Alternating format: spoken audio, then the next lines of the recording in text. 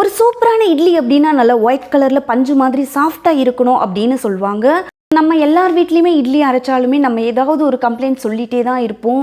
Colour சரியில்லை, colour ரொம்ப டம்மியாக இருக்குது, பிளாக் கலரில் வருது, கல் மாதிரி வருது, இல்லை இட்லி வந்து உப்பவே மாட்டுது அப்படின்னு ஏதாவது ஒரு கம்ப்ளைண்ட் சொல்லிகிட்டே தான் இருப்போம். ஸோ எந்த மாதிரி இட்லி மாவு அரைச்சா இட்லி நல்லா மல்லிப்பூ மாதிரி ஒயிட் அண்ட் சாஃப்டாக வரும்னு இந்த வீடியோவில் காட்ட போகிறேன். சில பேர் பார்த்தீங்க அப்படின்னா இட்லி நல்லா உப்பி நல்லா சாஃப்டாக வரணும் அப்படின்றதுனால இட்லி மாவில் சோடா மாவை கலந்து அதை வந்து சுடுவாங்க. ஸோ அந்த மாதிரி வந்து செய்யாதீங்க, ஏன்னா சோடா மாவு ஹெல்த்துக்கு வந்து ரொம்பவே கெடுதல்.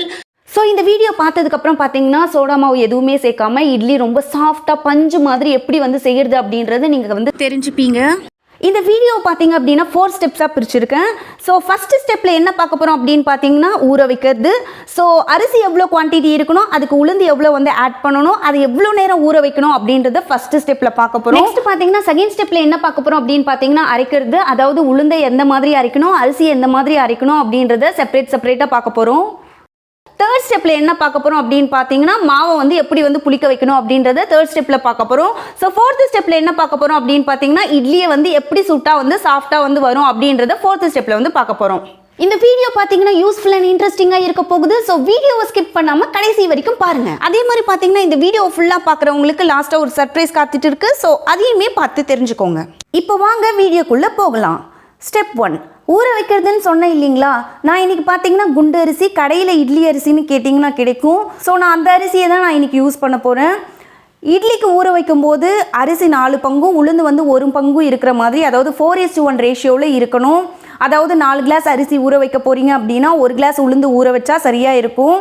அரிசியோட ரேஷியோ பார்த்தீங்கன்னா 3க்கு கீழவும் இருக்கக்கூடாது, 4க்கு மேலவும் இருக்கக்கூடாது.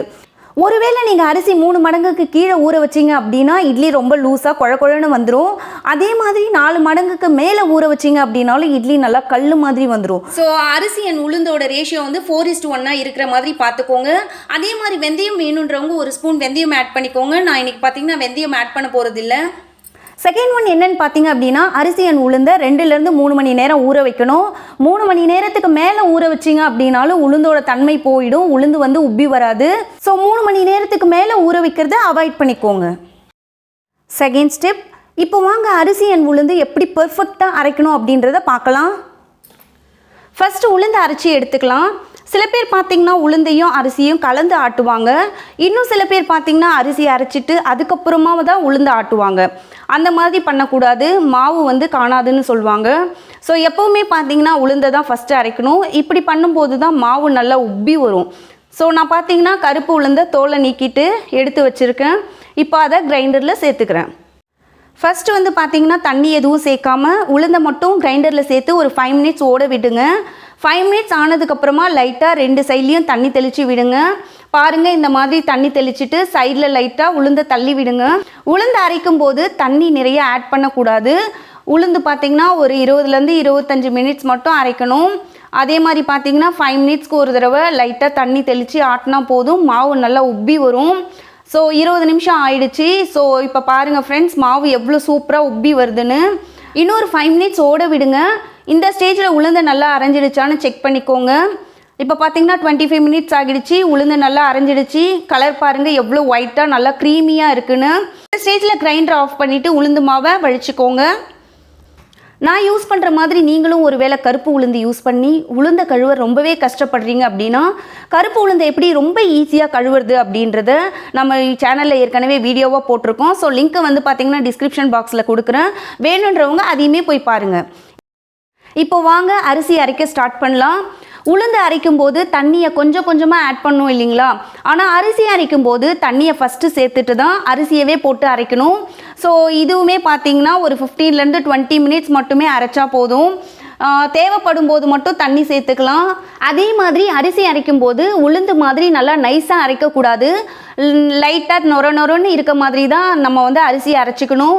அதாவது இல்லைங்களா, சர்க்கரை இருக்குது இல்லைங்களா, சர்க்கரைக்கு கொஞ்சம் லைட்டான சைஸில் கொஞ்சம் லைட்டாக எடுத்தால் சர்க்கரையை விட கொஞ்சம் சின்ன சைஸாக இருக்கிற மாதிரி பார்த்துக்கோங்க. இப்போ பாருங்கள் அரிசி நல்லா அரைஞ்சிருச்சு. 20 மினிட்ஸ் ஆகிடுச்சு. மாவு எடுத்து காட்டுறோம் பாருங்கள், லைட்டாக நொரன்னு இருக்கு இல்லைங்களா. இந்த ஸ்டேஜில் கிரைண்டர் ஆஃப் பண்ணிவிட்டு உளுந்தோடு சேர்த்துக்கலாம். ஸ்டெப் 3 இப்போ வந்து பார்த்தீங்கன்னா மாவு வந்து எப்படி புளிக்க வைக்க போகிறோம் அப்படின்றத பார்க்க போகிறோம். ஸோ இதில் வந்து பார்த்தீங்கன்னா மாவு வந்து பார்த்தீங்கன்னா அரிசியும் உளுந்தும் அரைச்சி எடுத்துக்கிட்டோம் இல்லைங்களா, அதை வந்து ஒரு பாத்திரத்தில் சேர்த்துக்கிட்டோம். இப்போ இதில் சால்ட்டு கொஞ்சமாக சேர்த்துக்கிட்டு இதை நல்லா கையை வச்சு நல்லா குடஞ்சி விட போகிறோம். பாருங்கள் ஃப்ரெண்ட்ஸ், இந்த மாதிரி நல்லா கையை வச்சு மிக்ஸ் பண்ணி விடுங்க. இது வந்து பார்த்தீங்கன்னா கரண்டியை வச்சு மிக்ஸ் பண்ணக்கூடாது, கையை வச்சு மிக்ஸ் பண்ணும்போது தான் நல்லா ஃபெர்மெண்டேஷன் ஆகி நல்லா சூப்பராக உப்பி வரும். சில பேருக்கு பார்த்தீங்கன்னா சில பேர் கைக்கு பார்த்தீங்கன்னா மாவு வந்து அதிகமாக உப்பி வராது. அப்படின்றவங்க பார்த்தீங்கன்னா பாத்திரத்தை நல்லா வெயிலில் ஹீட் பண்ணிவிட்டு அதுக்கப்புறம் வந்து பார்த்தீங்கன்னா மாவை கரைச்சி அதுக்கப்புறம் யூஸ் பண்ணிங்க அப்படின்னா நல்லா ஃபெர்மெண்டேஷன் ஆகி வந்துடும். ஒருவேளை மழை காலத்தில் இந்த மாதிரி ஃபெர்மெண்டேஷன் பண்ணுறீங்க அப்படின்னா பாத்திரத்தை வந்து லைட்டாக வந்து அடுப்பில் வச்சு ஹீட் பண்ணிவிட்டு அதுக்கப்புறம் யூஸ் பண்ணிங்கனாலும் நல்லா மாவு நல்லா உப்பி நல்லா ஃபெர்மெண்டேஷன் ஆகி வரும். அது மாதிரி பார்த்தீங்கன்னா மாவை நல்லா மிக்ஸ் பண்ணணும். ஏன்னு பார்த்தீங்கன்னா அரிசி வந்து வெயிட் ஆனது இல்லைங்களா, அது போய் அடியில் தங்கிடும். ஸோ மிக்ஸ் ஆகாது. ஸோ அரிசியும் உளுந்து மாவையும் வந்து பார்த்தீங்கன்னா நல்லா மிக்ஸ் பண்ணி விட்டுக்கணும். அதே மாதிரி பார்த்தீங்கன்னா 8 hours கண்டிப்பாக வந்து இது ஃபெர்மெண்டேஷன் ஆக விடணும். மேக்ஸிமம் பார்த்தீங்கன்னா ஓவர் நைட் ஃபுல்லாக பண்ணுங்கள். நைட்டு அரைச்சிங்க அப்படின்னா மார்னிங் வந்து எடுத்து யூஸ் பண்ணுங்கள். ஒருவேளை நீங்கள் மார்னிங் அரைக்கிறீங்க அப்படின்னா ஒரு 8 hours கழித்து ஃபெர்மெண்டேஷன் ஆனதுக்கப்புறமா இட்லி சுட ஆரம்பிங்க. ஸ்டெப் 4 8 hours ஆகிடுச்சு. இப்போ பாருங்கள் மாவு எவ்வளோ உப்பி வந்திருக்குன்னு. இப்போ வாங்க இட்லி ஊற்ற ஆரம்பிக்கலாம். இட்லி சுடும்போது தண்ணி நல்லா கொதிச்சதுக்கப்புறம் தான் இட்லி தட்டை வைக்கணும். நான் பார்த்தீங்கன்னா இந்த தண்ணியில் முட்டையை சேர்த்து வேக வைக்க போகிறேன்.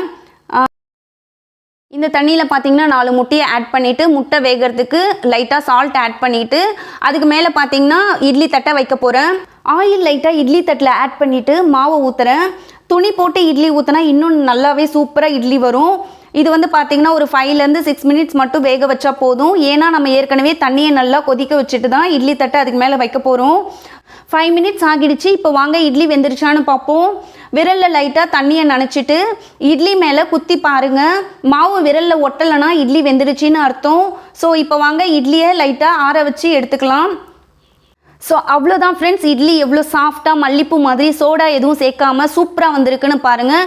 நீங்களும் இதே மாதிரி ட்ரை பண்ணிவிட்டு எப்படி வந்ததுன்னு எனக்கு மறக்காமல் கமெண்ட் பண்ணுங்கள். இப்போ வீடியோ எண்டுக்கு வந்தாச்சு. நீங்கள் வீடியோவை லாஸ்ட் வரைக்கும் பார்த்தீங்க இல்லைங்களா, உங்களுக்கான ரிவார்ட் கொடுக்கணும் இல்லைங்களா. ஸோ எப்பவுமே பார்த்தீங்கன்னா இட்லி கூட வடை சேர்த்து சாப்பிட்ணுன்னு நிறைய பேருக்கு ஆசை. ஆனால் இதுவும் அதுவும் மாவு அரைக்க ரொம்ப கஷ்டப்படணுமே அப்படின்னு நம்ம வந்து நிறைய பேர் வந்து வடை வந்து செய்ய மாட்டோம். ஸோ இட்லி மாவு அரைக்கும் போது பார்த்தீங்கன்னா உளுந்து சேர்ப்போம் இல்லைங்களா. ஸோ 1 tumbler உளுந்து ஊற வைக்கிறீங்க அப்படின்னா 1 tumbler வந்து எக்ஸ்ட்ரா ஊற வைங்க. ஸோ இந்த மாதிரி நீங்கள் 1 tumbler எக்ஸ்ட்ரா சேர்த்து உளுந்து அரைச்சதுக்கப்புறமா மாவு இருக்கும் இல்லைங்களா, அதை ஹாஃபாக ஸ்ப்ளிட் பண்ணிக்கோங்க. ஹாஃபாக ஸ்ப்ளிட் பண்ணிவிட்டு பாதி மாவை வந்து இட்லிக்கும் பாதி மாவை வந்து வடைக்கும் வந்து யூஸ் பண்ணிக்கோங்க.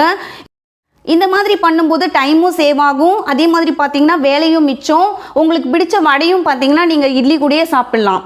இந்த வீடியோ ரொம்பவே யூஸ்ஃபுல்லாக இருந்திருக்கும்னு நம்புகிறேன். இந்த வீடியோ பிடிச்சிருந்ததுன்னா லைக் பண்ணுங்கள், உங்கள் ஃப்ரெண்ட்ஸ்க்கு நிறைய ஷேர் பண்ணுங்கள். மறக்காமல் நம்ம குக்கிங் நியூஸ் தமிழ் சேனலை சப்ஸ்கிரைப் பண்ணிக்கோங்க. உங்களை நெக்ஸ்ட் இன்ட்ரெஸ்டிங் வீடியோவில் சந்திக்கிறேன். தேங்க்ஸ் ஃபார் வாட்சிங். பபாய்.